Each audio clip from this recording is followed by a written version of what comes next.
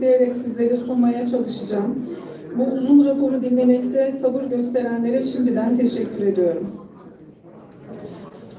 2019-2020 dönemi Enerji Başkanlığı'ndaki yönetim kurulumuz göreve başladı.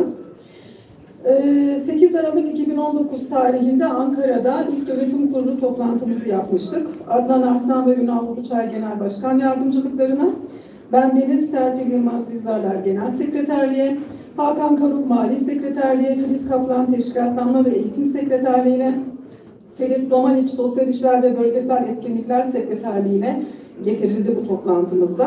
Çalışma komisyonları ve grupları kuruldu bu ilk toplantımızda. Katılımcı bir yönetim anlayışıyla bu komisyonlarda alanında uzman, bilgi, birikim ve tecrübe sahibi ancak yönetim kurulu üyesi olmayan insanlar ve kişilerden de destek alınmasına karar vermiştik. Daha sonra 13 adet komisyon kuruldu. Bu komisyonların tek tek isimlerini saymak istiyorum.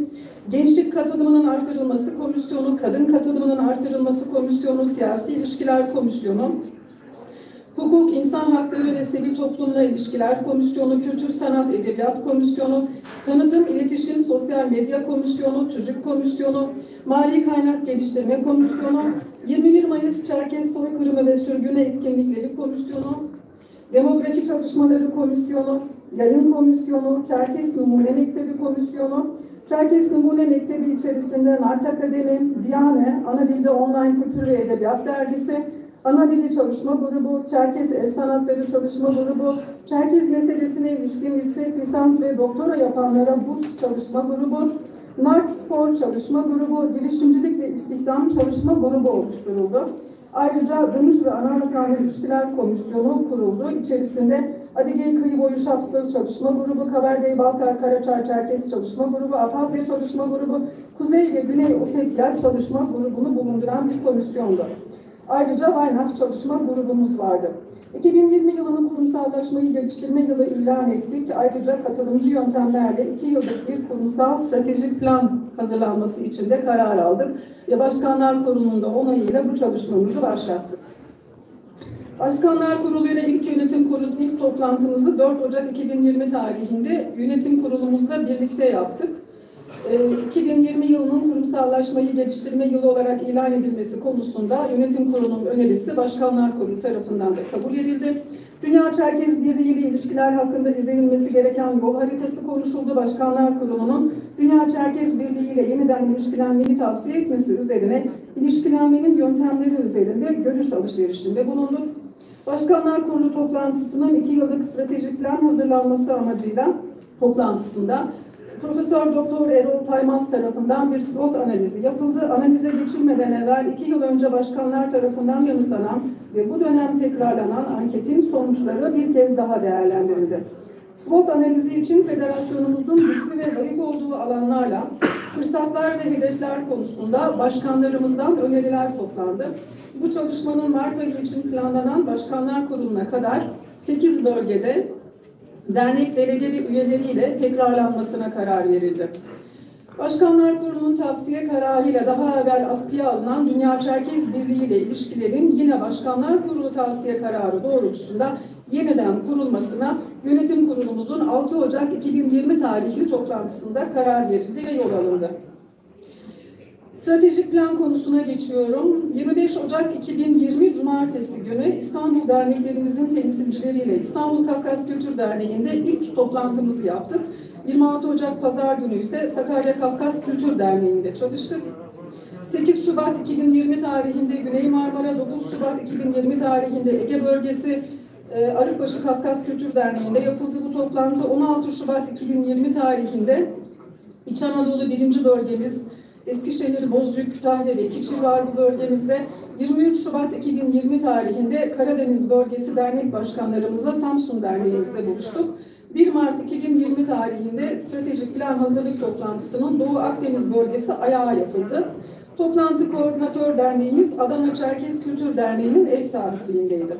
7 Mart 2020 tarihinde Kafiyet Stratejik Planı bölgesel hazırlık toplantısını Kayseri'de yaptık. O gün aynı zamanda 8 Mart Dünya Kadınlar Günü münasebetiyle Genel Başkanımız Yıldız Şekerci, Kayseri Kafkas Derneği Kadın Komisyonu'yla da bir araya geldi. KAFET stratejik planını yukarıda özetlenen çalışmalar neticesinde üye derneklerin aktif katılımıyla gerçekleştirip federasyonumuzun ilk stratejik planı olarak yayınladık.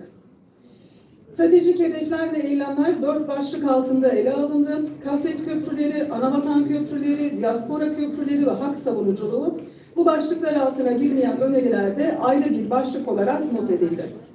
Stratejik plan hazırlanmasında emek veren dernek başkanlarımıza, delegelerimize, toplantılarımızın diğer katılımcılarına ve başta Erol Taymaz hocamız olmak üzere KAFET Stratejik Plan ekibine emekleri için teşekkür ediyoruz.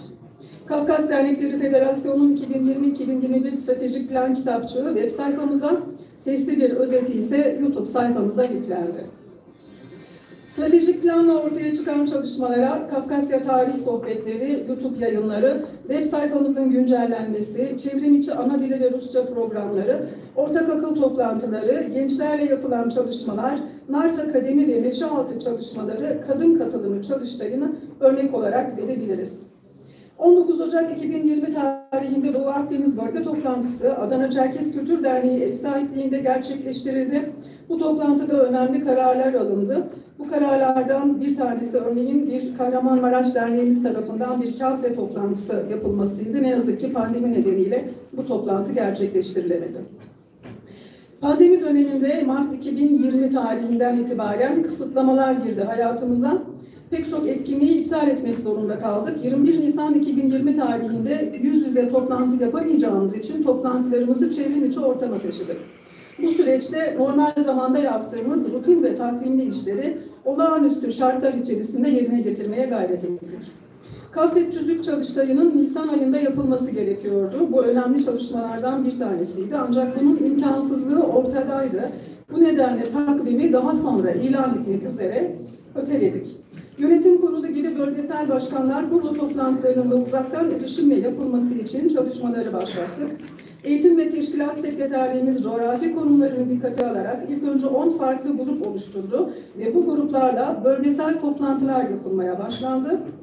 Bunlar tamamlandıktan sonra 53 dernek başkanıyla ortak uzaktan erişimli bir toplantı yapıldı. Faaliyetlerin yeniden başlattığımız NART Akademi'ne de toplantılara çevrim içi konferans yöntemiyle başlaması benimsendi. Sonuç olarak Adiye Bayrak Günü ve 21 Mayıs Çerkes soykırımı ve sürgünü anma programları için sosyal medya çalışmalarına ağırlık verilmesi benimsendi. Federasyonumuz YouTube kanalını canlandırarak bu zor dönemde üyeleri ve Çerkes halkıyla sosyal medya platformunda buluşmaya karar verdi. 25 Nisan Adiye Bayrak Günü için KAFET YouTube kanalından yapılacak canlı yayında büyüğümüz, değerli, kıymetli büyüğümüz Fahri Buvar, kendi araştırmalarından yola çıkarak Çerkes Adiye bayrağını anlatması için davet edildi. Girişim ve İstihdam Komisyonumuz gençlere ve girişimcilere yönelik bir çalışma başlattı. Bu çalışma kapsamında gençlerimizin ve tüm iş arayanların CV paylaşımı vesilesiyle çalışma arkadaşı arayanlarla tanışması ve işe girişi, ilgilenenlerin kariyer girişimleri için kariyer sahipleriyle tanışması, bilgi ve deneyim paylaşımı amaçlandı. Bu sırada İstanbul'da Genel Başkan Yardımcımız Ünal Uluçay tarafından Dünya Göz Hastaneleri ile bir anlaşma yapıldı. Ayrıntılarını web sayfamızda bulabilirsiniz. Bu anlaşmayla Dünya Göz Hastanelerine başvuran üyelerimizin, dernek üyelerimize belli oranlarda indirimler sağlandı. Diaspora köprüleri başlığı önemli bir başlıktı stratejik plan içerisinde. DÇB üyesi, DÇB üyesi derneklerle diaspora köprülerini güçlendirmek için diaspora başkanlarıyla yine çevrim içi bir toplantı yapıldı. Diğer ülkelerdeki diasporalarla gerçekleştirilen toplantıların sonuçları ve son gelişmeler dışında Dünya Çerkez Birliği değerlendirildi. Bu toplantıların düzenli olarak yapılmasına karar verildi. Dünya Çerkez Birliği ile ilişkilerin karşılıklı çıkarlar doğrultusunda ve karşılıklı saygıya dayalı olarak yürütülmesinin önemi vurgulandı. Ayrıca yasal statüsüne dair iddialara ilişkin Dünya Çerkez Birliği'nden yazıyla bir açıklama talep edildi. Seçmeli ana dili ders sürecini değerlendirdik. 11 Ocak 2021 tarihinde bu dönem seçmeli ana dil tercih dönemi dolayısıyla yapılacak çalışmaları yönetim kurulumuz değerlendirirken tercih sisteminin çevrim içi ortamda yapılmasının sağlayacağı avantajlar nedeniyle girişimlerde bulunmaya karar verdik. Anavatan kurumlarıyla ortaklaşa yürütülen ana dili kursları hakkında görüş alışverişi yapıldı. Kursların gelecekte de devam etmesi için yapılacak çalışmalar değerlendirildi. Anavatan üniversiteleri ile uzaktan eğitim alanında bazı projelerin hayata geçirilmesiyle ilgili yapılan çalışmalar hakkında yönetim kurulu bilgilendirildi. Sürecin Kayseri ve Düzce Üniversitesi ile birlikte yürütülmesi benimsendi. Anavatana vatandaşlık alarak dönüş yapmak için gerekli prosedürü açıklayan kanun Türkçe'ye çevrilerek KAFET web sayfasına yüklendi. Gençlik Meclisi çalışmaları hakkında yönetim kuruluna bilgi verildi. Gençlerin hazırladığı yönetmelik ve gençlerin katkıları değerlendirildi. NART Akademi'nin çalışmaları, yayınlanan akademik programın detayları, katılan gençlerin talepleri ve önerileri görüşüldü.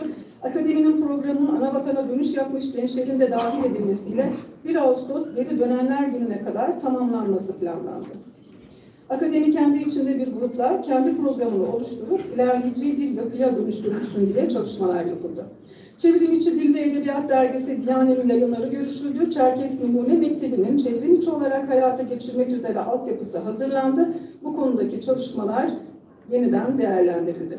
KAFET YouTube yayınları olumlu geri dönüşler nedeniyle yayınların çeşitlendirilerek sürdürülmesi kararlaştırıldı. Stratejik planla hedeflenen çalışmalardan biri olan Kadın Çalıştayı'nın programı üzerinde çalışma yapıldı. Başkanlar Kurulumuz 24 Ocak 2021 tarihinde çevrim içi olarak toplandı. Ana dili konusunda yapılan çalışmalar hakkında Genel Başkan Yardımcısı Adnan Arslan'la birlikte bir sunum yapıldı. Yıldız Başkanımız da bilgi verdi başkanlarımıza. Veliler ve okul yöneticileriyle yüz yüze görüşmeler yapılmasının önemi ve alınan neticelerle ilgili tecrübe aktarımı yaptı başkanlarımız. Kayseri Kafkas Derneği'nde ortaokul öğretmenlerine yönelik 25 Ocak itibariyle başlatılacak 3 haftalık çevrim içi eğitici eğitimi hakkında da başkanlar bilgilendirildi. Anavatan üniversiteleriyle ana dili konusunda altyapısı oluşturulmuş olan sertifikalı eğitim programları projesinde kat edilen yol hakkında bilgi verildi. KAFED'in Anavatan kurumlarıyla ortaklaşarak açmış olduğu çevrim içi ana dili ve Rusça kursları hakkında başkanlara bilgi sunuldu. Yönetim Kurulumuz Kadın Katılımı Çalıştayı'nın hemen öncesinde 9 Şubat 2021 tarihinde bir toplantı yaptı. 13-14 Şubat'ta yapılacak Kadın Katılımı Çalıştayı ve gündemindeki öteki başlıklar değerlendirildi. Çalıştay çevrim içi oldu hepinizin de bildiği üzere. Organizasyonda görev alan yönetim kurulu üyeleri son hazırlıklar hakkında bilgi verdiler. Teknik destek anlamında oldukça kalabalık bir ekip tarafından gerçekleştirildi program. 13-14 Şubat tarihlerinde 2 gün olarak planlanmış olan Çalıştay'ın KAFET sosyal medya hesaplarından da takibi sağlandı. NART Akademi bünyesinde yeni dönemine başlayan 5-6 toplantılarıyla ilgili yönetim kuruluna bilgi verildi. TÜZÜK komisyonu TÜZÜK değişiklikleri için toplantı yapılamadığından mail yoluyla öneri toplamaya başladı. Yönetimde liderlik ve uyum seminerleri başlattık. 21 Şubat 2021 tarihinde Eğitim ve Yönetim Gelişimi Danışmanı Necla Çakıcı Aşan tarafından dernek başkanlarımıza yönetimde liderlik ve uyum semineri verildi. Rutin yönetim kurulu toplantılarını okumadan geçiyorum müsaadenizle hem zamanınızı almamak adına. 13 Mayıs 2021'de Ankara'da Kafkasya koşusu koşulmasına karar verilmişti. Bu Türkiye tarihinde ilk kez bir ülke halkı adına yapılan bir organizasyondu. 21 Mayıs vesilesiyle organize edildi. Bahçeli Evler Derneğimizin, Düzce Derneğimizin bu konudaki katkılarını burada almak istiyorum. Kanada CERO'nun organize ettiği Suriye'de kalan Çerkeslerin genel durumu ve yapılabileceklerin konuşulduğu ve diasporadan pek çok ismin katıldığı toplantı hakkında Genel Başkan Yıldız Şekerci Yönetim Kurulu'nu bilgilendirdi. 11 Nisan 2021 tarihinde yapılan Çevrimiçi Başkanlar Kurulu toplantısında Türkiye Kent Konseyleri Birliği Dönem Başkanı Mürsel Sabancı konuk oldu. Denetleme dönemi olması nedeniyle KAFET Mali Sekreteri Hakan Karuk derneklerimizin dikkat etmesi gereken noktalarla ilgili bilgi verdi. Denetim geçmişi olan başkanlarımız diğer başkanlarımızla tecrübe paylaşımı yaptı. KAFET Girişim İstihdam Komisyonu'nun mentörlük çalışması ve yeni hazırlanan KAFET Biz sitesinin tanıtımını ise Komisyon Başkanı Turan Akın yaptı. Genel Başkan Yıldız Şekerci, Kabardey Balkar Cumhuriyeti, Hatukşuko Gaziadiye Dil Derneği'ne götürmekte olan etkinlikler hakkında başkanlarımızı bilgilendirdi. KAFET Gençlik Meclisi yönetmeliği hazırlığı yapan Yönetim Kurulu üyemiz ve Gençlik Meclisi Komisyonu sorumlumuz Dilruh Genel, Adil Emre Cankul, İbrahim Altan Sandıkçı ve Mert Yenem Atalay, 5 Nisan 2021 ve 12 Nisan 2021 tarihlerinde yapılan Yönetim Kurulu'na yaptıkları çalışmalar hakkında bilgi verdiler. El Sanatları Komisyonu adına Şeneser Tokmak ve Esen Bal toplantıya katılarak o güne kadar yaptıkları çalışmalar hakkında bilgi verdiler. Esenbal Çerkez el sanatları işleme tekniklerini kendi orijinal adlarıyla koruyarak coğrafi işaret alma ve marka tescili konusunda araştırdıklarını bildirdi. Varılan noktayı yönetim kuruluyla paylaştı. Çerkez el sanatlarının somut olmayan kültürel miras olarak Birleşmiş Milletler'e kabul ettirmeyi teklif etti. Bu çalışmalara anavatan dahil etmenin daha doğru bir yol olacağı üzerinde duruldu ve konunun bir proje olarak Dünya Çerkez Birliği'ne sunulmasına karar verildi. 21 Mayıs Çerkez soykırımı ve sürgünü dolayısıyla yerel yönetimlerle yürütülecek projeler hakkında 19 Nisan 2021 tarihinde yönetim kurulumuzu bilgilendirdik. Pandemi koşullarına uygun konferans, mevlüt, sergi gibi seçeneklerle Türkiye Jockey Kulübü'nün resmi yarış programındaki 21 Mayıs Kafkasya koşusunu konuştuk. Ankara Hipodromu'nda koşulacak yarış pandemi nedeniyle seyirciye kapalı olarak yapıldı. Mali durum hakkında yönetim kuruluna bilgi verildi. Başkanlar Kurulu'yla tüm verilerin paylaşılması görüşü benimsendi. Kafet Kafeyat olarak ortak projesi olan Kafnet ve Mentor Menti programı hız kazandırıldı. İlk toplantı 75 mentor ve 210 genç menti ile yapıldı. Onlar zaten başvuran isimlerdi.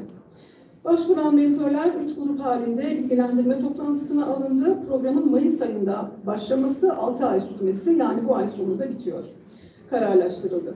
Kafet Tüzük Komisyonu da çalışmalarını sürdürdü. Komisyon birer ay arayla 3 çalıştay yaparak tüzük çalışmasını sürdürmeyi planladı. Her yıl olduğu gibi bu Ramazan'da da fitre ve zekatların ihtiyaç sahiplerine ulaştırılması için kampanyalar düzenlendi. 27 Nisan 2021 tarihinde yönetim kurulumuz bir süredir Tüzük Komisyonu'nun üzerinde çalıştığı Kafet Tüzük Değişikliği gündemiyle toplandı. Tüzük çalıştayı takvimi üzerinde çalışıldı. Komisyona iletilmek üzere seçenekler hazırlandı. Tüzük çalıştayından evvel komisyonun üzerinde uzlaşı sağladığı değişikliklerin toplum nezdinde tartışılması için bölge toplantıları yapılmasına karar verildi. Gençlerin görüşlerini toplamak üzere Meşealtı Lenart Akademi'nin tüzüğü gündemine alması kararlaştırıldı. Kadın çalıştayı katılımcılarıyla bir toplantı yapılması benimsendi. Yaz döneminde yapılacak toplam 18 toplantıyla tüzük değişikliği önerilerinin bileşenlerin görüşüne açılması kararlaştırıldı. Ne yazık ki bu toplantıları pandemi dolayısıyla yapamadık bildiğiniz üzere. Kafet heyeti 9 Temmuz 2021 tarihlerinde Maykop ve Nalçı'ya gitti. Bunların ayrıntılarını Anavatan ziyaretleri bölümünde aktaracağım sizlere. Başkanları 3-4 Temmuz 2021 tarihlerinde Adige Cumhuriyeti'nde yapılan Dünya Çerkez Birliği toplantısı hakkında bilgi verildi 16 Temmuz 2021 tarihinde yapılan Başkanlar Kurulu toplantısında. Anavatana yerleşmek ve vatandaşlık almak isteyen kişilerin iş ve işlemlerinin kolaylaştırılması konusunda yapılan görüşmeleri tüm ayrıntılarıyla Genel Başkan Yardımcımız Adnan Aslan başkanlarımızla paylaştı. Uzun zamandır gündemde olan ancak pandemi nedeniyle gerçekleştirilemeyen Kabardey-Balkar Cumhuriyeti Başkanı Koko Kazbek'in Türkiye'ye davet edilmesine ilişkin girişimlerde yeniden başlatıldı bu ziyaretle birlikte. Ayrıca değerli yazarımız Meşbaşı İshak Türkiye'ye davet edildi. Meşbaşı İshak'ın da katılacağı ortak bir kültür programı yapmak üzere Rusya Bilim ve Kültür Merkezi ile görüşmelere başlandı. 14 Eylül 2021 tarihinde yönetim kurulumuz Dünya Çerkez Birliği Kabardey-Balkar Cumhuriyeti'nin başkenti Nalçık'ta yapılacağından genel kurula yönelik hazırlıkları görüştü. DÇB tüzüğünde istenilen değişiklikler hakkında yapılan çalışmalar yönetim kuruluyla paylaşıldı. Özellikle daha demokratik bir seçim sistemi için hazırlanan ve DÇB'ye de iletilen tüzük değişikliği önerisi görüşüldü. 25-26 Eylül tarihlerinde Balıkesir Edremit'te yapılacak Gençlik Çalıştayı başlığı görüşüldü. Tümüyle Meşealtı Lenart Akademi gençleri tarafından programı oluşturulan Çalıştay hakkında yönetim kurulu bilgilendirildi. 25-28 Eylül 2021 tarihleri arasında Adige Cumhuriyeti'nin 30. kuruluş yıl dönümü için açılacak karma sergi hazırlıkları başlatıldı. Sergiye Anavatan'dan Dolpaçe Nurbi, Azizoviç Ableç Goşeviç, Astorovna ile Huvanj Ramazan Dovretbiyeviç katılacaklardı. Ancak bildiğiniz üzere hem kendi sanatçıların kendilerinin hastalanması hem de pandemi koşulları sebebiyle bu sergiyi de maalesef iptal etmek zorunda kaldık. 19 Ekim 2021 tarihinde yönetim kurulu yaklaşan genel kurul takvimini tespit etti. Kafet Genel Kurulu'nun bugün için yapılması kararlaştırıldı. 21 tarihinde son kez toplandı. Güncel gelişmeler ışığında Dünya Çerkez Birliği ile ilişkiler değerlendirildi. Dünya Çerkez Birliği Genel Kurulu'nun ardından Başkan Sofrokov Havti'nin bir gazeteciye verdiği röportajdaki üslubu ve Rusya'da yapılacak nüfus sayımına ilişkin açıklamaları görüşüldü. DÇB ile ilgili iş ve işlemlerde izlenecek yol hakkında görüşleri sorulan başkanlar, DÇB içerisinde mücadele etmenin doğru olacağı yönünde görüş bildirerek ani tepkilerden kaçınmayı ancak etkili muhalefet etmeyi önerdiler. Birlikteysek güçlüyüz sloganıyla yola çıkmıştık. Bu slogan kapsamında yaptığımız çalışmalar neticesinde federasyonumuz yeni katılımlarla daha da büyüdü. Aramıza katılan Ceyhan Kuzey Kafkas Kültür Eğitim Derneği, Silivri Kuzey Kafkas Kültür Derneği ve Bodrum Çerkez Kültür Derneği'ni bu dönemde kucakladık. Federasyonumuza genel kurulla verilen tüzük çalıştayı yapma görevi nedeniyle yönetim kurulumuz ilk toplantıdan itibaren çalışmaya başlamıştı. İlk yönetim kurulu toplantısında tüzük komisyonu kuruldu. Yönetim kurulu üyelerimizden Hakan Karuk, Mustafa Aziz Özbek, Adil Emre Cankul tüzük çalışmalarını yürütmek üzere yetkilendirildi.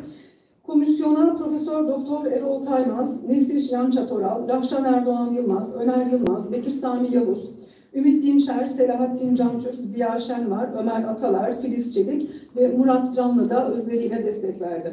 Başlatılan süreç pandemi nedeniyle sekteye uğramış olsa da yönetim kurulu dışarıdan destek veren arkadaşların da çalışmaları doğrultusunda aşağıda özetlenen şekilde çalışmaları ilerletti. 15 Ocak 2021 tarihinde KAFET tüzüğünde önerilen değişikliklerin toplanmasına başladık. Çalışma Federasyonumuzun mevcut tüzüğünün tanımlar, seçim sistemi, uluslararası kuruluşlar, yönetim kurulu çalışma usulü ve esasları, federasyon yönetim ve üye dernek ilişkileri ve benzeri çeşitli konularda gelen talepler doğrultusunda güncellenmesi ihtiyacından doğdu. Bu amaçla üye derneklerimizden ve toplumun her kesiminden gelecek öneri ve istekleri toplamaya başladık. 26 Nisan 2021 tarihli yönetim kurulu toplantısında tüzük çalıştayının programını tespit ettik. Tüm tabana yayılan bir tartışma ortamı oluşturulmasını hedefledik. Yaz döneminde 8 bölgede 2'şer toplantı daha önce de zikrettiğim gibi planladık ancak ne yazık ki gerçekleştiremedik. Ancak pandemi kısıtlamalarının gevşemesine karşın biz tüzük çalıştayını ne yazık ki yapamadık.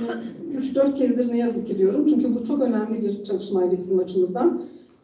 Bu nedenle tüzük komisyonu çalışmalarını raporlayarak yönetim kurulunun onayıyla yeni seçilecek yönetim kuruluna devretmeye karar verdik.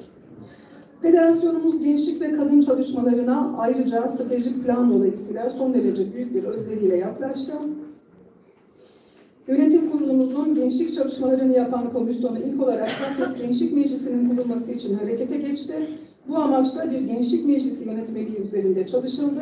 KAFET'le gençlerimiz arasında etkili iletişim sağlamak, gençlerimizin ihtiyaçlarını tespit etmek ve bu ihtiyaçları karşılamak üzere kurulan Gençlik Meclisi Komisyonu'nun yönetmelik çalışmaları sürerken, daha önceki yıllarda gençler tarafından taslak olarak hazırlanan KAFET Gençlik Meclisi Yönetmeliği 6 Kasım 2020 tarihinde tüm gençlerimizin görüş ve önerisine açıldı.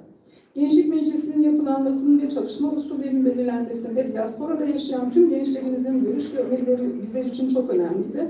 Çalışmalarımızda ortak akıldan yararlanmak ve katılımı en geniş tabana yaymak amacıyla gençlerimizin bu çalışmaya katılmasında herhangi bir derneğe veya üniversitelerin KAF gruplarına üye olması şartını aramadık. Ayrıca Gençlik Komisyonu'na gönderilen görüş ve önerilerin şeffaf çerçeveli ve katılımcıların yalnızca izin verdikleri bilgileriyle birlikte tüm kamuoyuna duyurulmasını planladık. Gençlik Komisyonumuz bu süreçte düzenli aralıklarla KAFET Yönetim Kurulu'na ve zaman zaman da Başkanlar Kurulu toplantılarına davet edilerek Başkanlar Kurulu'na bilgi verdiler.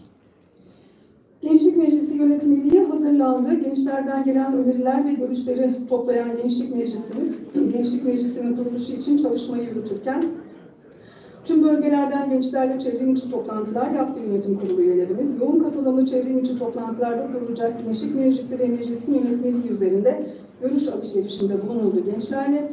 Gençlerin federasyondan beklentileri dile getirildi. Komisyonumuz bu kapsamda 2020 yılının Aralık ayında ve 2021'in Ocak ve Şubat aylarında Güney Marmara ve İstanbul bölgelerindeki gençler, Doğu Akdeniz bölge derneklerimizin gençlik temsilcileri, Kayseri, Sivas, Ereğli, Sakarya, Kocaeli, Düzce, Çorum, Sinop, Tokat, Vezirköprü, Turhal, Eskişehir, Ankara, İzmir, Arıkbaşı, Denizli, Manisa ve Samsun derneklerimizin gençleriyle çevrim içi toplantılarda buluştu.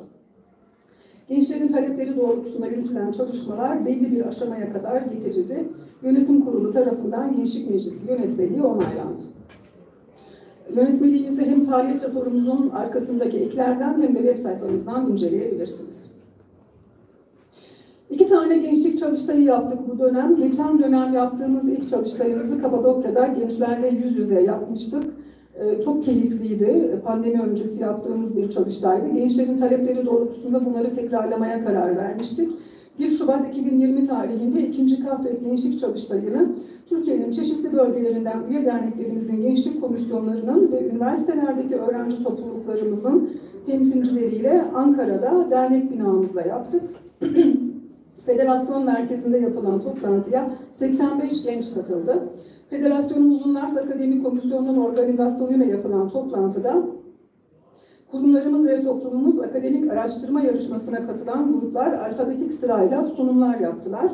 Gruplar araştırma çalışmalarının bulgularını ve bu bulgular çerçevesinde geliştirdikleri önerileri katılımcılarla paylaşarak gelen soruları da yanıtladılar. Toplantıda NART Akademi Komisyonu adına Profesör Doktor Erol Taymaz, gençlerin derlediği bilgilerden elde edilen verilerin genel analizini aktardı. Gençlerimizin bu çalışmaların verilerini Kafet Stratejik Plan çalışmasında kullanacağı belirtildi. Çok teşekkür ederim Saadettin Bey.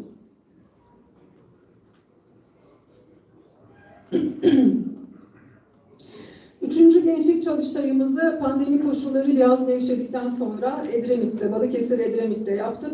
25-26 Eylül 2021 hafta sonunda 2 günlük planlı 3. gençlik çalıştayı, Federasyonumuz üyesi derneklerin gençlik komisyonlarından ve üniversitelerdeki öğrenci topluluklarımızdan gençlerle Balıkesir Edremit ilçesinde yapıldı. Çalıştaya katılım için yaş sınırı maksimum 30 olarak ilan edilmişti. Çalıştay gündemi gençlerimizin toplumsal mücadelemizde ve kurumlarımızda katılımının güçlendirilmesi, üniversite ve kurumlarımız arasında etkileşimin artırılması, toplumumuza ve kurumlarımıza pandemi süreci ve sonrasına ilişkin durum değerlendirmesiyle geleceğe dönük stratejiler olarak tespit edildi. Çalıştay bu gündemle yapıldı. Derneklerimizin gençlik komisyonlarından ve üniversitedeki öğrenci topluluklarımızdan 70 temsilci katıldı. Öne çıkan başlıklar ve önerileri gençlerimiz kendi hazırladıkları raporla topluma duyurdular. Bu raporu da yine faaliyet raporumuzun 46. sayfasında ve web sayfamızda bulabilirsiniz. Gençlerle Gelecek programları başlattık. Kurumlarımızın geleceğinde önemli söz sahibi olacak gençleri bu dönemde her alanda yanımızda görmek, gençlerimizin kurumlara ilgisini çekmek için yürütülen bir dizi faaliyet arasında Gençlerle Gelecek programları önemli bir yer aldı. Geleceğe dönük bir vizyon çizmek üzere başlatılan canlı yayınlarda gençler topluma, kurumlara ve gençliğe dair görüşlerin yanı sıra kendi akademik çalışmalarını da birbirleriyle paylaşma fırsatı buldular. 22 Mayıs 2020, 11 Haziran 2020, 25 Haziran 2020 tarihlerinde ilk çalışmalar yapıldı. Ve bu çalışmalarda öğrenciler, daha doğrusu gençlerimiz kendileri moderatör olarak görev aldılar.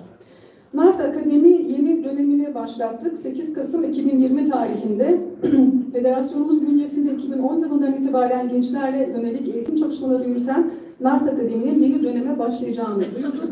Derneklerimizin gençlik komisyonlarından ve üniversitelerdeki öğrenci topluluklarından 18-30 yaş arası gençlerimizin katılımıyla Haziran 2021 sonuna kadar sürmesini planlamıştık. Kimlik politikaları, kültür ve asimilasyon, milliyetçilik, diaspora, insan hakları, örgütlenme, dönüş politikaları, tarih ve kültür, kişisel gelişim, eğitim başlıkları oldu. İlk programı Sayın Şamil Cane, daha sonra Doktor Elçin Aktoprak ve Mehmet Eser yaptı. NART Akademi birinci dönem programını 8 Ocak 2021 tarihinde yayınladık. Üye derneklerimizle birlikte hazırlamış olduğumuz stratejik plan kapsamında derneklerimizin gençlik komisyonları ve üniversitelerdeki öğrenci topluluklarımızdan gençlerimizin katılımlarıyla yürütmekte olduğumuz NART Akademi 2021 yılı seminerlerin programını yayınladık. Profesör Doktor Erol Taymaz, Doçent Doktor Cahit Aslan, Profesör Doktor Suali Aydın, Profesör Doktor Sevda Alankoş, Tuğba Erdem ve Profesör Doktor Ayhan Kaya, Doktor öğretim üyesi Murat Topçu ve yönetim kurulu üyemiz Özcan Aticer tarafından NART Akademi 2021 yılı programı uygulandı. Neşe altı toplantıları, Kafkas Dernekleri Federasyonu NART Akademi Komisyonu bünyesinde gençlerimizin bilgi görüş ve önerilerini toplumsal dinamizme ve kurumsal çalışmalara yansıtmak, gençlik katılımını güçlendirmek, gençlerimizin kendi aralarındaki iletişimi ve birliğini artırmak amacıyla neşe altı toplantıları da yine çevrimiçi ortamda planlandı. Kafkasya'da savaş ve barış gibi önemli toplumsal konuların kutsal meşe ağacının altında toplanan toplumun önderleri tarafından konuşulması gereğine atıf yapılarak toplumsal sorumlulukları yaşamları boyunca pratiğe dökecek olan gençlerle yapılacak toplantılara Meşealtı toplantıları adı verildi. Yeni dönemin ilk Meşealtı toplantısı 7 Şubat 2021 tarihinde yapıldı. Konusu toplumsal ve kurumsal çalışmalarımızda kadın katılımı ve toplumsal cinsiyet algısı olarak tespit edildi. Meşealtı'nda ikinci toplantı 7 Mart 2021 tarihinde gençlerin ana dilimizin yaşatılmasına ilişkin rolü ve önerileri konusuyla yapıldı. 4 Nisan 2021 tarihinde düzenlenen Nisan ayı Meşealtı toplantısının konusu globalleşen dünya ile birlikte diasporanın varlığının sürdürme olanakları oldu. 2 Mayıs 2021 tarihinde Mayıs ayı Meşealtı toplantısı 21 Mayıs Çerkez soygunu ve soykırımı ve sürgünü başlığına ayrıldı. Kadın katılımı çalıştayını gerçekleştirdik. KAFET stratejik planının kurumsal vizyonları arasında kadınların karar alma süreçlerine aktif katılımının artırılması yer almıştı. Stratejik plan hazırlık sürecinde yapılan analizlerde katılımcılar, anaerkil toplum yapımıza rağmen kadınlarımızın geride kalmasını zayıf yanlarımız arasında zikretmiş, kadınlarımızın örgütlenmemizde öne çıkmaya başlamasını güçlü yanlarımız arasında belirtmişlerdi. Katılımcıların görüşleri ve talepleri doğrultusunda kadın katılımının artırılması bir stratejik hedef olarak plana dahil edildi. Bu stratejik hedef doğrultusunda geniş katılımlı bir çalıştayın Eylül ayında 2020 yılının Eylül'ünde bir konaklama tesisinde 2 gün olarak yapılmasına karar vermiştik. Ancak pandemi önlemleri nedeniyle bu planımız da yine sekteye uğradı. Çevrim içi bir toplantı organize ettik. Kadınlarımızın karar mekanizmalarında, kurumsal ve toplumsal çalışmalarda daha fazla yer almasını teşvik edecek politikaları oluşturmak üzere düzenlediğimiz kadın katılımı çalıştayımızı 13-14 Şubat 2021 tarihlerinde internet ortamında YouTube kanalımızdan gerçekleştirdik. Çalıştay oturumlarını canlı olarak yayınladık. Kadın katılımını artırma çalıştayında siyasetçiler, akademisyenler, sanatçılar, farklı sivil toplum örgütlerinde görev alan kadınlar tecrübe paylaşımı yaptılar. 4 oturum halinde gerçekleştirildi çalıştayımız. Çalıştaya katkı veren arkadaşlarıma özellikle Sevinç Baykan Özden, Oya Hansu Çolak ve bu konuda ciddi emek harcayan teknik ekibimize Saniye Boran ve Filiz Kaplan'a tekrar teşekkür ediyorum buradan. Çalıştay sonrası kadın yöneticilerimiz buluşmaya devam etti. Kadın katılımı çalıştayına katılan kadın yöneticilerimizin önerisiyle 53 derneğimizin ve federasyonumuzun 120 kadın yöneticisinden oluşan bir çalışma grubu oluşturuldu. Bu grubun üyeleri 3 Mart 2021 tarihinde yine çevrim içi ortamda bir toplantı yaptılar. Toplantıda Kadın Katılımı Komisyonu'ndan sorumlu yönetim kurulu üyemiz Sevinç Baykan Özden, yerel yönetimlerle yapılabilecek çalışmalar ve kent konseyleri konusunda bilgilendirme yaptı. 8 Nisan 2021 tarihinde bir toplantı daha yapıldı. Türkiye Kent Konseyleri Birliği 9. dönem başkanı ve Eskişehir Kent Konseyi Başkanı Nuray Akçasoy bu toplantıya katıldı. Kent konseyleriyle ilgili bilgi verdi. 7 Mayıs 2021 tarihinde KAFET Kadın Katılımı Komisyonu toplantısında konusunda uzman eğitmenimiz Necla Çakıcı Aşan, genetik altın miras, benlik, Çerkesler, pozitif psikolojik sermaye olgusu konusunda eğitim vermek üzere söz vermişti. Bunu gerçekleştirdi. Girişim ve İstihdam Komisyonu çalışmalarına geçiyorum. KAFET Girişim ve İstihdam Komisyonu Turan Akın liderliğinde çeşitli faaliyetler yürüttü. KAFET Kafiyat Ortak Projesi, KAFNET ve Mentor Menti programı çok olumlu geri dönüşler aldı. Programa 224 menti başvurusu geldi. Başvuranlardan 207'si 90 mentorumuzla eşleşti. Program halen devam etmekte. Mentor Menti programı dışında Girişim ve İstihdam Komisyonumuz gençlere yönelik eğitim ve girişimcilik çalışmaları başlattı. Çevrim içi yapılan çalışmalar şöyle listeleniyor.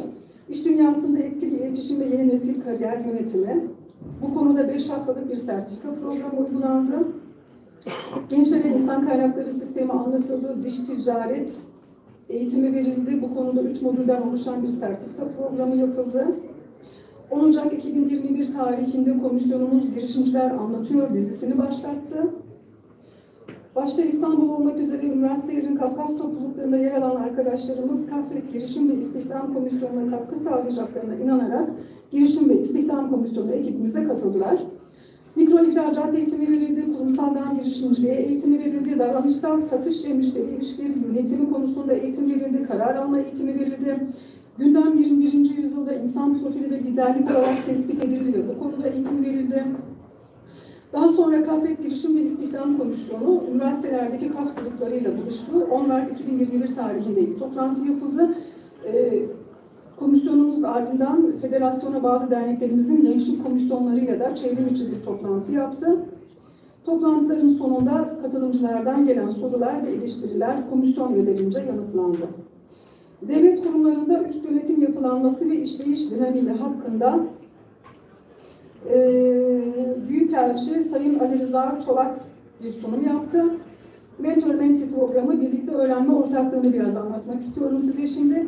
Girişim İstihdam Komisyonumuzun Mentor-Menti projesiyle üniversite öğrencisi, yeni mezun ve kariyerin başında olan gençlerimizin kariyer ve kişisel gelişimlerine katkı sağlamayı, yetkinliklerini artırmayı, hayatın her alanında daha başarılı ve mutlu olmalarını hedefledik.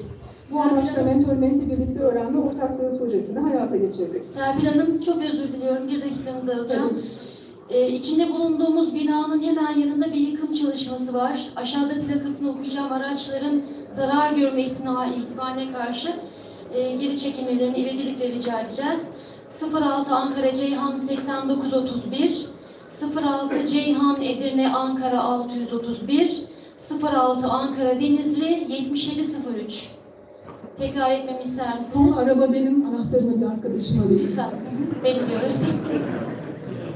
06 Ankara Ceyhan 8931, 06 Ceyhan Edirne Ankara 631, 06 Ankara Denizli 7703. Teşekkürler.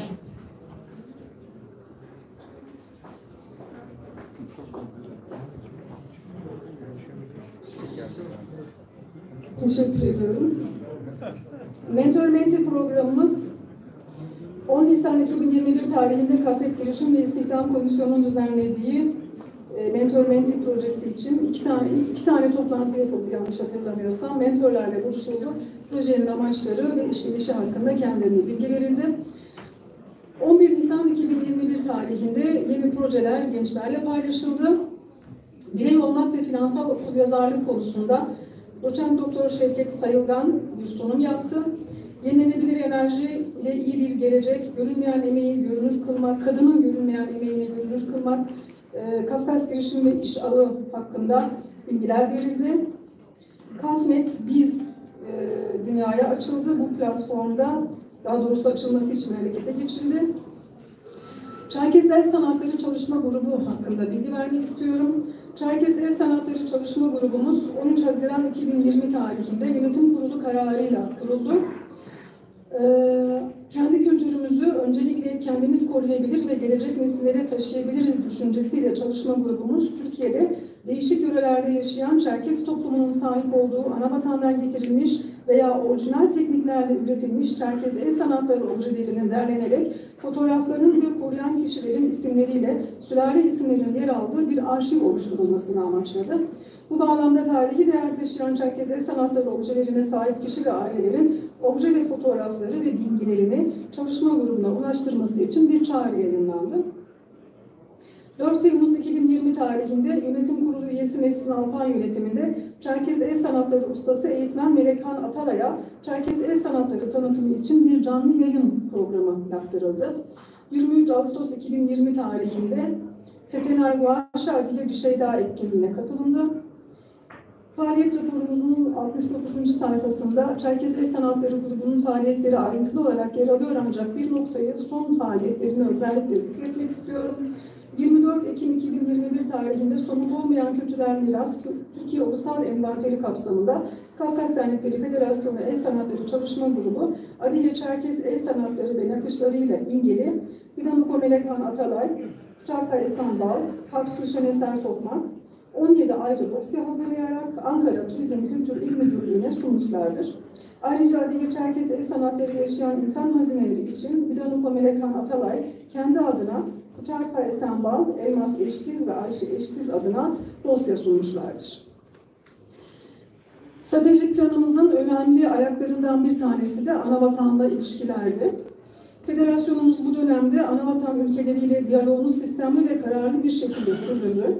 Bu ilişkilerde diasporadan daha çok kişinin anavatana dönüş yapması için gerekli her türlü bürokratik destek ve kolaylaştırıcı uygulama için öncülük ettik.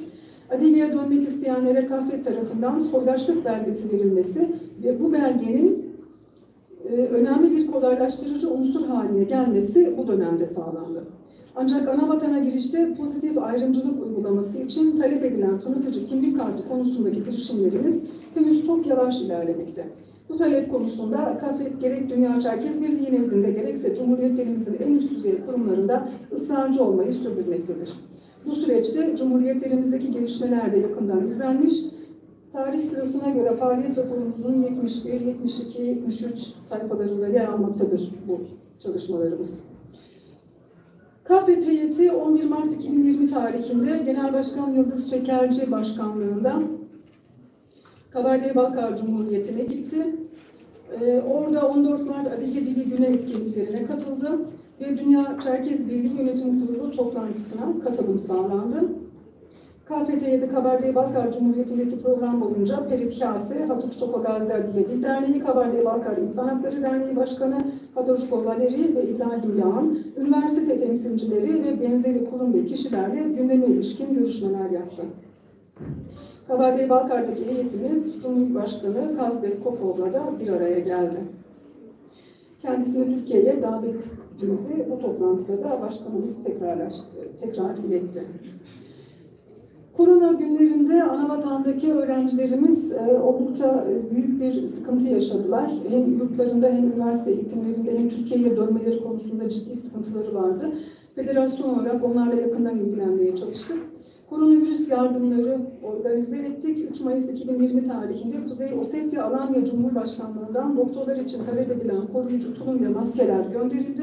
Kuzey Ossetya'ya doğru yola çıkan malzemeler içerisinde 4.000 adet doktor tulumu, 3.000 adet doktor maskesiyle halkın kullanımına uygun 10.000 adet maske bulunuyordu. Organizasyon Alan Kültür ve Yardım Vakfı tarafından yapılmıştır. Kendilerine buradan bir kez daha teşekkür ediyoruz.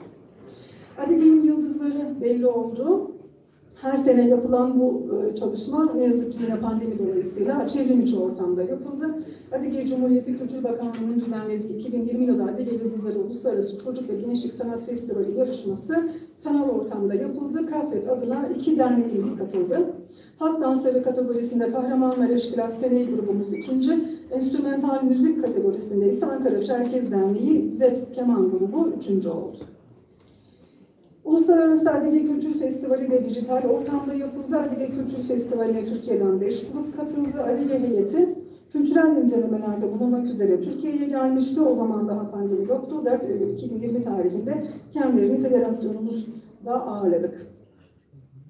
Adige Cumhuriyeti'ne dönüş işlemlerinde KAFET belgesi son derece önemli olan bu belgenin Adige'de dönüş işlemlerinde soydaşlık belgesi olarak biliniyor. Federasyonumuz tarafından verileceğine dair bilgiyi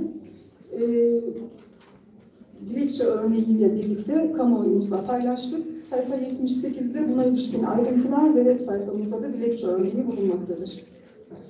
Adige'nin Çocuk Yıldızları yarışması vardı. 25 Haziran 2021 tarihinde Adige'nin Çocuk Yıldızları yarışmasının sonuçlarını duyurduk. Haziran ayında yapılan yarışmaya katılan çocuklar yaş gruplarına göre farklı kategorilerde enstrümantal müzik dalında yarıştılar. Ankara'dan Yusuf Kaya kendi kategorisinde 1. oldu. Yine Ankara'dan katılan Muhammed Betkan Bora 2.lik aldı. Yarışmaya Düzce'den katılan Ceyda Duygulu ve İrem Ateş'le Mersin'den katılan Hakan Savrun da kendi kategorilerinde 3.lük aldılar. Bir yardım kampanyası da Apazya için organize ettik.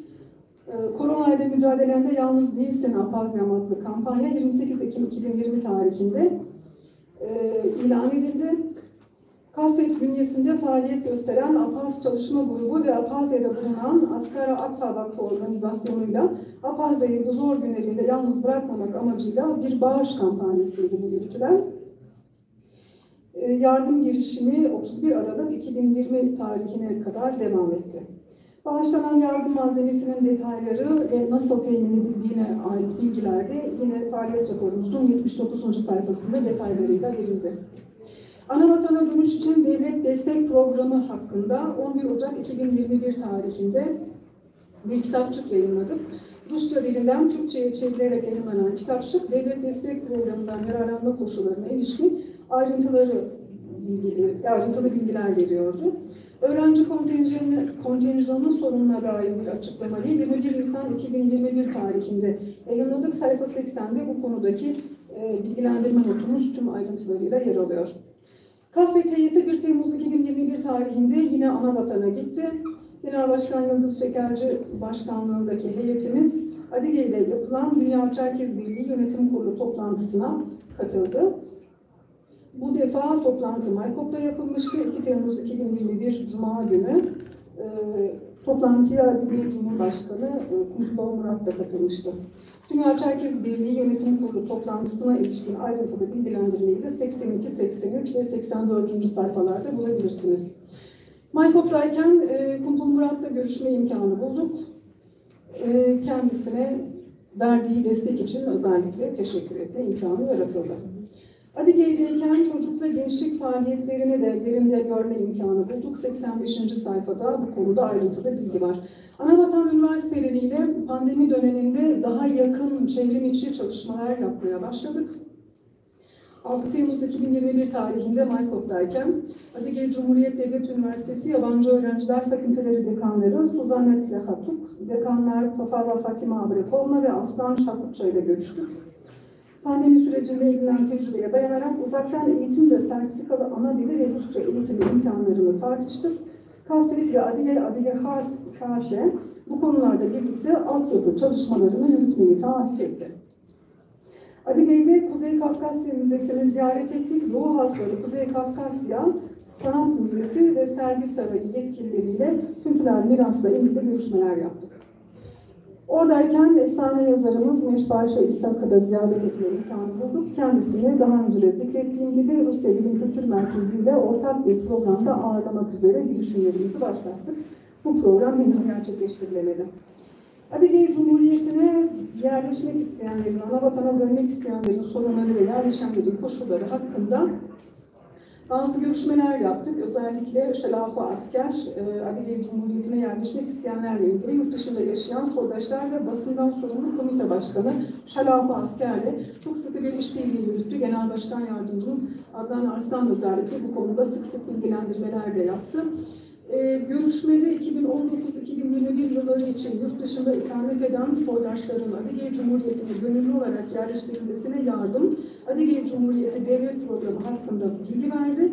Bazı istatistiki bilgileri de bizimle paylaştı. Bu istatistiki bilgiler de sayfa 88'de yer almakta. Ne yazık ki ölenlerin sayısının gittikçe düştüğünü siz de oradan göreceksiniz. Kahvet Kabardey-Balkar Cumhuriyeti'ne geçti Maykop'tan. Orada Hatukçugo Gazi Adige Dil Derneği ile bir ana dili projesi yürütmüştük. O proje sonucunda Kahvet Başkanı Yıldız Şekerci'ye Hatukçugo Gazi Adige Dil Derneği adına bir teşekkür beratı sunuldu. 8 Temmuz 2021 tarihinde Kabardey-Balkar Cumhuriyeti'nde Kahvet Genel Başkanı Yıldız Şekerci ve beraberindeki heyet, DÇB Başkanı Sofra Pahalti, DÇB Başkan Yardımcısı Barsık Arfan ve Kozoko Anatole ile bir araya geldi. Temsilcisi gibi düşünülmesi dünyadaki tüm Çerkezlerin temsilcisi gibi düşünülmesi gereken DÇB'nin karşılaşılan sorunların çözüm merkezi olması gerektiği kendilerine bir kez daha iletildi. Yuvarlak masa toplantılarında Moskova'ya çifte vatandaşlık ve Rusya Federasyonu'na girişleri kolaylaştıracak çözüm önerilerinin dile getirilmesi konusunda aktif olunmasını istedik. Konu Eylül ayındaki DÇB olan genel kurulunda karara bağlansın diye de öneri götürdük. Anavatan Üniversiteli ile ortak projeler yaptığımızı zikretmiştim. 16 Eylül tarihinde bu konuda yurt dışında yaşayan soydaşlar ve basından sorumlu komite başkanıyla birlikte ve Adige Kase Başkanı Tilenuşov Ramazan, onun adını da burada anmak istiyorum. Birlikte bu projeyi hayata geçirdik. 18 Eylül 2021 tarihinde Kabardey-Balkar Cumhuriyeti'ne giden heyetimiz Adige ile yürütülen çalışmanın bir benzeri için Kabardey-Balkar Cumhuriyeti Devlet Üniversitesi yetkilileriyle de bir araya geldi. Rektör Yardımcısı Kuşak Hüseyin ile Adige Dili ve Edebiyatı Bölüm Başkanı Murat Timiş Hamişe ile görüşüldü. Görüşmede Kahvet'in planladığı uzaktan erişimli ana dili eğitimi projesinin detayları ele alındı. Kafed'in Adige ile birlikte yürüttüğü proje Kabardey-Balkar Cumhuriyeti ile de hayata geçirilecek sözü alındı. 18 Eylül 2021 tarihinde diğer bileşenlerin başkanlarıyla birlikte Kazbek Kokov ziyaret edildi. Kendisi bir kez daha Türkiye'ye davet edildi. 18 Eylül 2021 tarihinde Adige Cumhuriyeti Başkanı Kumpul Murat, diasporada yaşayan soydaşların birbirleriyle iletişim ve işbirliğini geliştirmeye katkılarından dolayı Kafkas Dernekleri Federasyonu Başkanı Yıldız Şekerci'ye bir teşekkür belgesi sundu. Belgeyi yine Şeraf-ı Asker takdim etti kendisine. 19 Eylül 2021 tarihinde Dünya Çerkez Birliği'nin 13.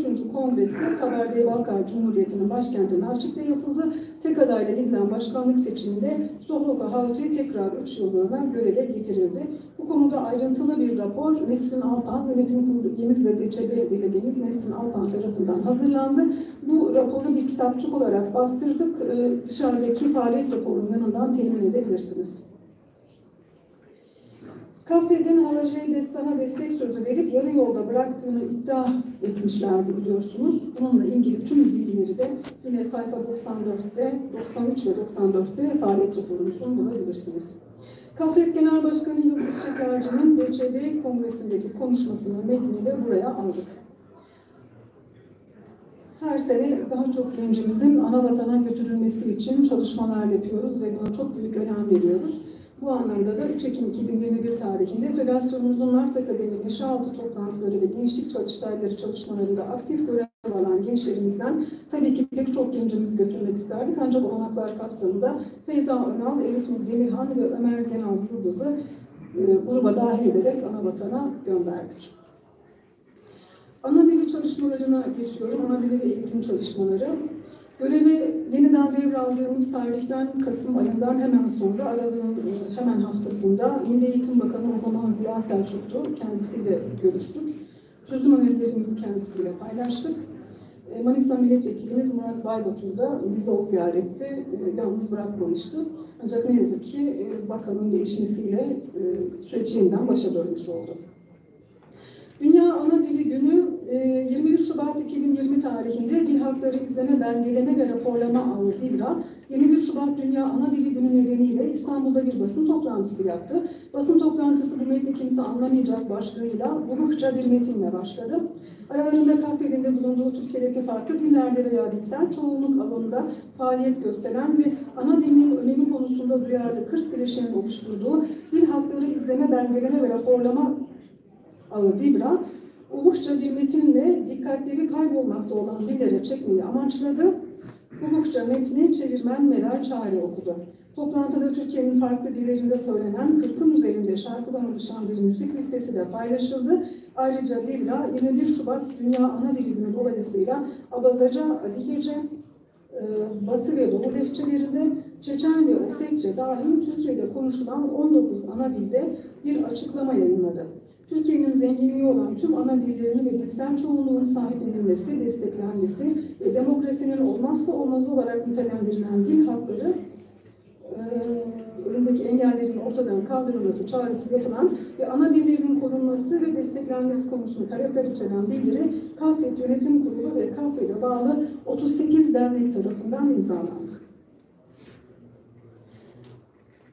Çerkezce dikte etkinliği her sene Anavatanlar'da düzenleniyor. Anavatan'da eş zamanlı olarak dikte etkinlikleri bizde de yapılmaya başlandı.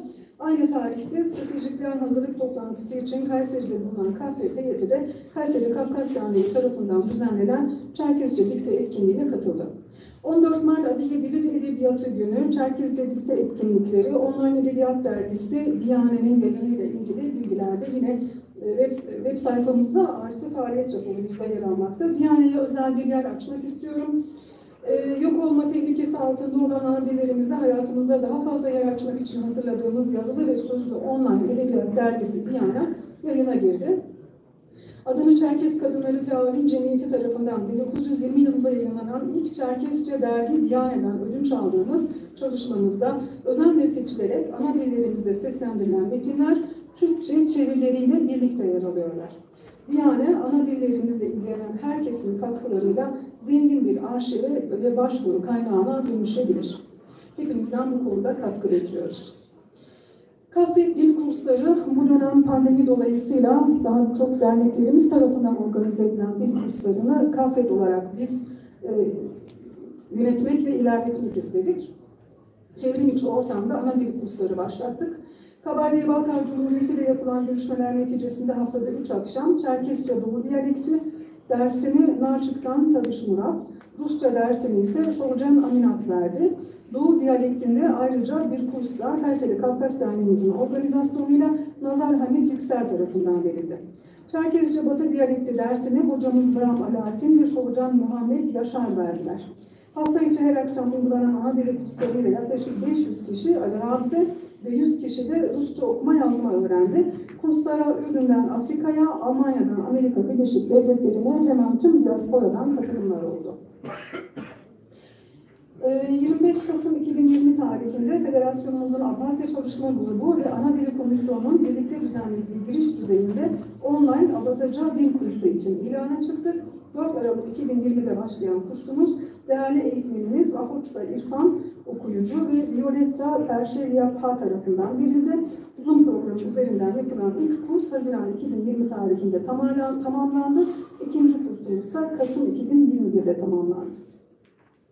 Seçmeli ana diliyle ilgili çalışmalarımızı yine 101. sayfadan itibaren görebilirsiniz. Ne yazık ki ortaokullarda seçmeli ana dili sayısı, sınıf sayımız gittikçe düşüyor. Bu konuda velilerimize buradan bir kez daha çağrı yapmak istiyorum. Derneklerimize çağrı yapmak istiyorum. Son rakamları paylaşmak istiyorum. Faaliyet raporumuzda bize derneklerimizin ilk verdiği bilgiler vardı. Ne yazık ki onlar gerçekleşemedi. Kayseri ilinde 4 sınıfta 53 öğrenci şu anda ana dili dersi alıyor. Düzce'de bir sınıf açılabildi. 12 öğrenci var. Göksu'da 2 sınıf açıldı. 23 öğrencimiz var. Federasyonumuza üye olmayan Ödemiş Kafkas Kültür Derneği, İzmir ili Ödemiş ilçesi Ertuğrul köyümüzde 12 öğrenciyle bir sınıf açmayı başardı. Biz de bu konuda her türlü desteği kendilerine verdik. Rusça dersleri de ana dili dersleriyle birlikte eş zamanlı olarak verildi. Aminat Şogen tarafından Çerkezce verilen online Çerkezce Rusça dersleri de 28 Ocak 2021 tarihinde tamamlandı. Kanuni zorunluluk efendim, yoksa gerçekten ben de çok istemiyorum. Kusura bakmayın lütfen. Tamam, ben irade beyan edelim, oylayalım. Önünüzde var rapor. Yeter diyorsanız okumayayım. Ama bu kanuni zorunluluk olduğu için mecburen okuyorum. Yönetim kurulumuzda kanuni olarak yapmak zorunda olduğunu yapıyor ama ibrazı açarsanız divan olarak inisiyatif kullanalım. Önce divan başkanı tarafından okunur, okutalım mı okuyalım diye kamuoyuna sunulur. Faaliyet raporunun olduğunu biliyoruz. Bir saatten beri, bir yıldan beri birbirini görmeyen, 2 yıldan beri birbirini görmeyen şeyi işgal ediyorsunuz. Bunu bitirin de başka mevzular konuşalım inşallah.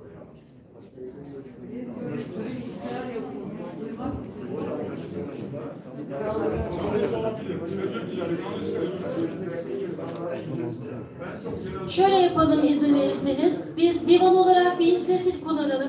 Serpil Hanım, siz de yasal olarak gereğini yapınız ama biraz işaretlediğiniz alanları daha kısa cümlelerde geçerseniz bir velilik kazandıralım lütfen. Teşekkür ediyoruz. Uyarılar için de Serpil Hanım'a da.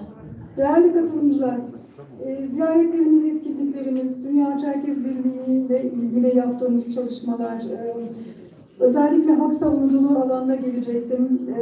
Martin Koçeseko davasında aldığımız rol, yaptığımız etkinlikler, sosyal medya çalışmaları, basın açıklamalarımız vesaire hepsi faaliyet raporumuzda yer alıyor.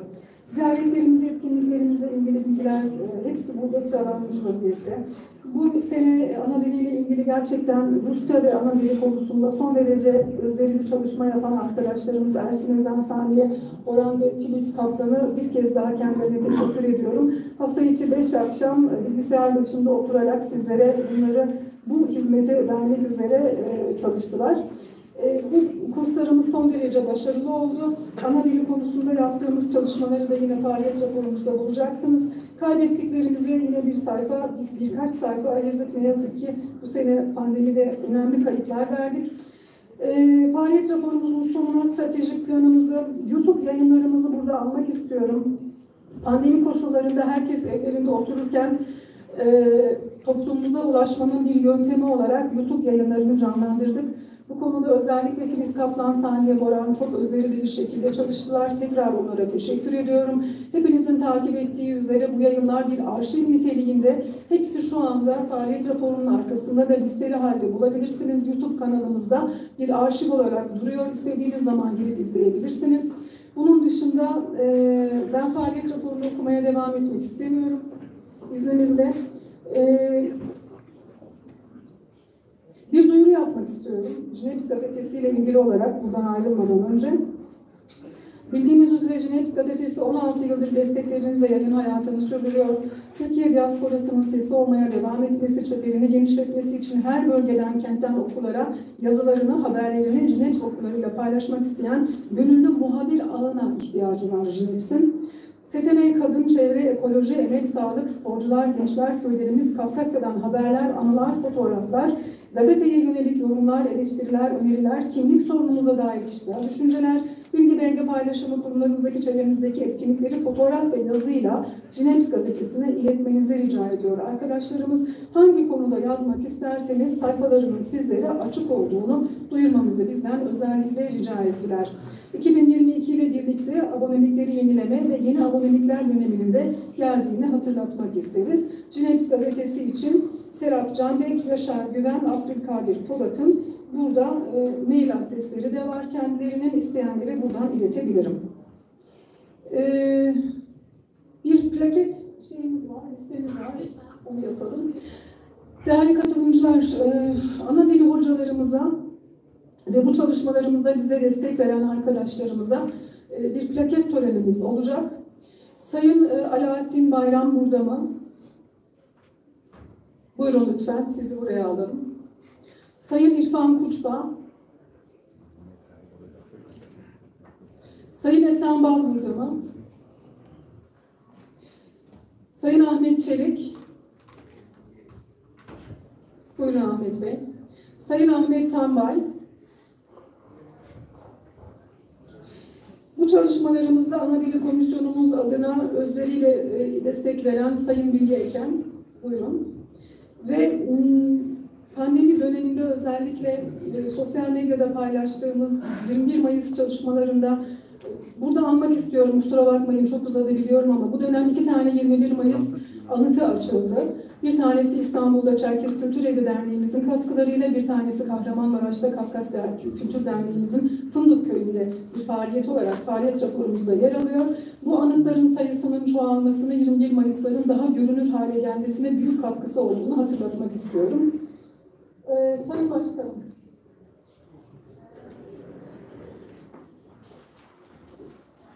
Sizden plaket takdimini rica ederim. Aslında bu faaliyet raporumuzun olması bizim için de onun verici bir şey. Böylece çalıştık. Faaliyet raporunu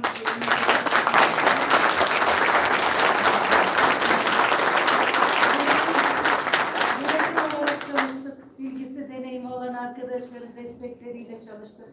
Bu faaliyet raporunda tüm toplumun emeği var. Sadece yönetim kurumunun değil.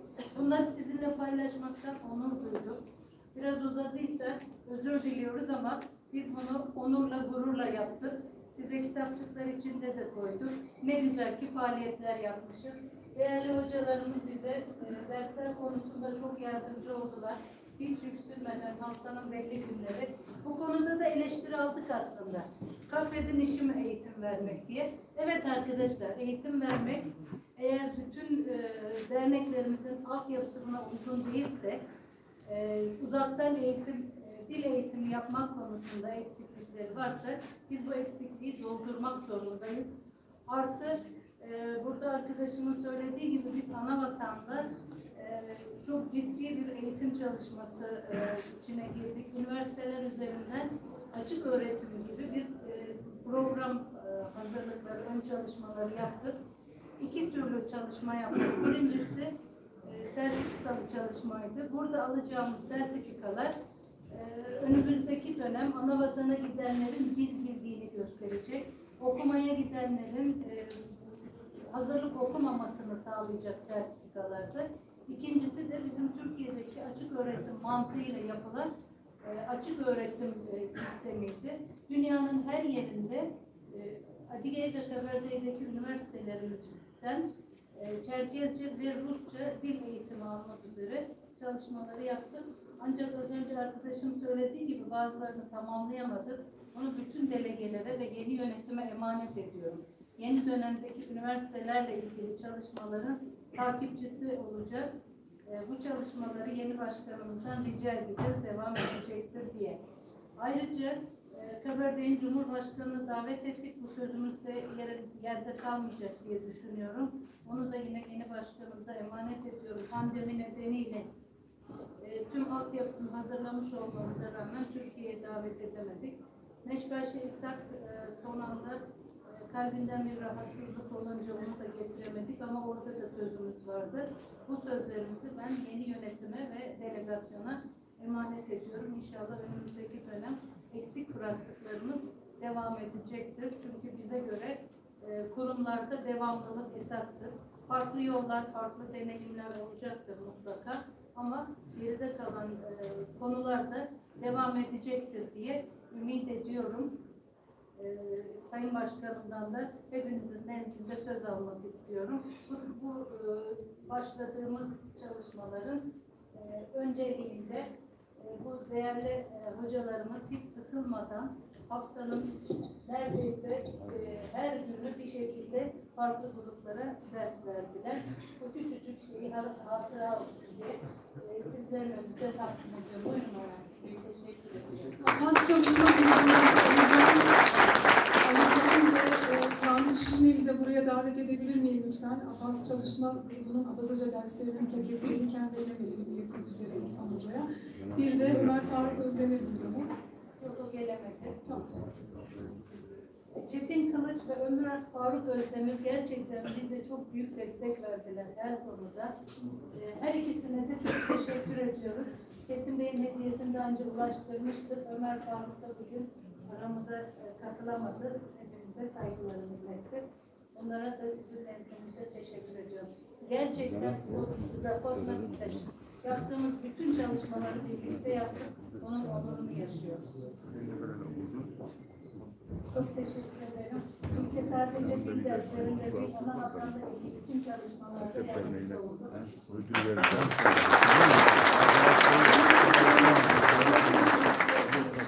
Gibi çalıştık. Teşekkür ediyorum. Ahmet Bey emeklerinize sağlık. Birbirine ağırlıyorlar. Bütün derslerimizde tercümelerimizi yaptı. Desteklerini esirgemedi. Çok teşekkür ediyorum. Bizim birlikteliğimiz buradan geliyor. Buyurun.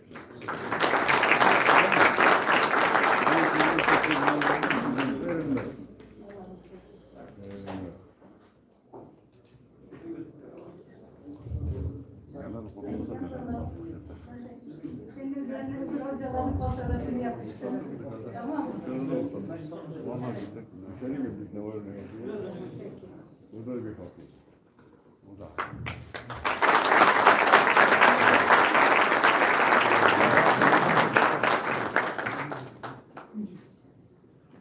Bu dersler aslında sosyal medyada nasıl olur diye önce çok düşünmüştük. Ama çok etkili oldu. Belki vakit olduğu için etkili oldu, bilmiyorum. Abazaca dil dersi için en son derslerine katıldığında benden rica ettiler. Lütfen dersi tamamlayalım, biraz daha ileri taşıyalım. Biz öğrenmeye başladık, bunu bırakmak istemiyoruz diye. Onu da yeni başkanımızla konuşacaksınız dedim. Şu anda Rusça dersi devam ediyor. Bu bir prototip gibiydi. Yani üniversiteyle nasıl yapacağımızı görmek için bir program yapmıştık bizim dönemin sonuna kadar. Çok da boynuna her şeyi asmak istemiyorum. O yüzden Kasım sonuna kadar bizim yönetimin biteceği yere kadar demiştik. Markov'dan aldığımız, üniversiteden aldığımız dersi. Bundan sonraki ders programlarını eğer devam etmek isterlerse yeniden oluşturacaklar. Anneciğim bunu Esen için veriyorum. Esen de bütün Abazaca derslerimizde bize destek oldu. Ve tercümelerinde de yardımcı oldu. İrfan Hocam zaten sağ olsun hep aramızdaydı. Bunları kendine iletirsen teşekkür ediyoruz. Sağ olun.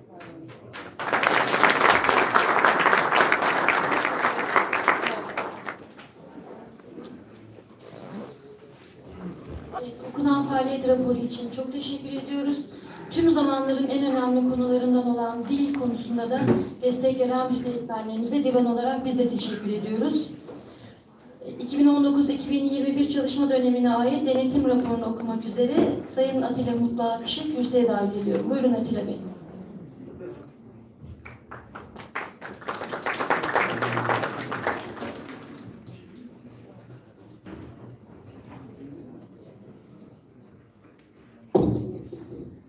Sayın Başkan, Sayın Divan, kıymetli hazırın, hepinizi saygıyla selamlıyorum. Kafkas Dernekleri Olay Genel Kurulu'na Denetleme Kurulu raporu. Kafkas Dernekleri Federasyonu Denetleme Kurulu üyeleri olarak göreve geldikten sonra Federasyon Tüzüğü'nün 15. maddesinde Denetleme Kurulu Genel Kurulu'da seçilen 5 asil üye, 3 yedek üyeden oluşur. Genel Kurul'dan sonra yapacağı ilk toplantıda başkanını ve sekreter üyeyi seçer. Hükmüne istinaden 23 Mayıs 2020 tarihinde Federasyon Genel Meclisi'nde bir araya gelip görev dağılımı yapılarak sonra konu hakkında tutanak düzenlenmiştir.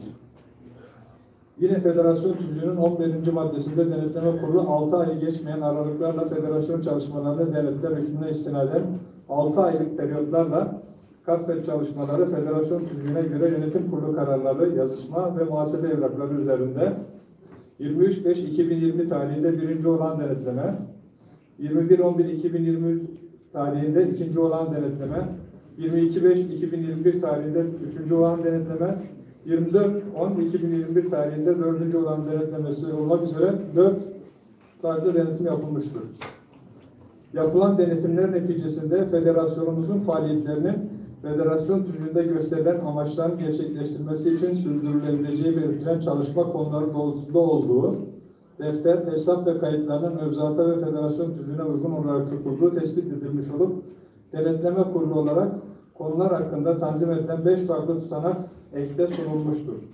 Bu denetleme kurulu raporunun bir örneği yönetim kuruluna, bir örneği ise olan genel kurula sunulmak üzere bir sayfada 2 nüsha olarak tanzim edilerek müştereken imza altına alınmıştır.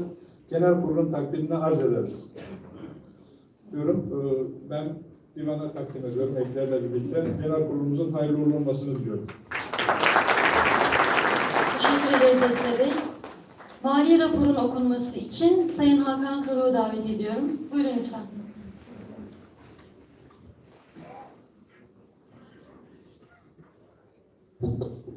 Sayın Divan, Sayın Hazırım, hayırlı bir genel kurul olmasını diliyorum. Kafkas Dernekleri Federasyonu 01.11.2019, 31.10.2021 dönemi mali raporu. 31.10.2019 tarihli banka mevcudu 35.512. Aidat geliri 190.152.86. Bağış geliri 187.679.18. Faiz geliri 101.59. Diğer gelirler 0.29. Gelirler toplamı 377.933.92. Gelir genel toplamı 413.445.92. Üye dernek aidat alacakları toplamı 444.793. Mert dergisi alacakları 45.842.75. Alacaklar toplamı 490.635.75.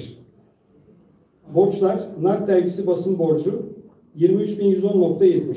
Faaliyet raporları basın borcu 4.484. Borç toplamı 27.594.70. Giderler. Avukat dava gideri 3.675. DCP aidat gideri 29.867. Eğitim ve organizasyon gideri 200.417.70. Finansal giderler 384.87. Genel giderler 81.017.43. İletişim internet giderleri 17.512.71. Kırtasiye giderleri 12.941.20. Tercüme giderleri 10.244. Ulaşım giderleri 29.680.34. Vergi SSK giderleri 5.469.40.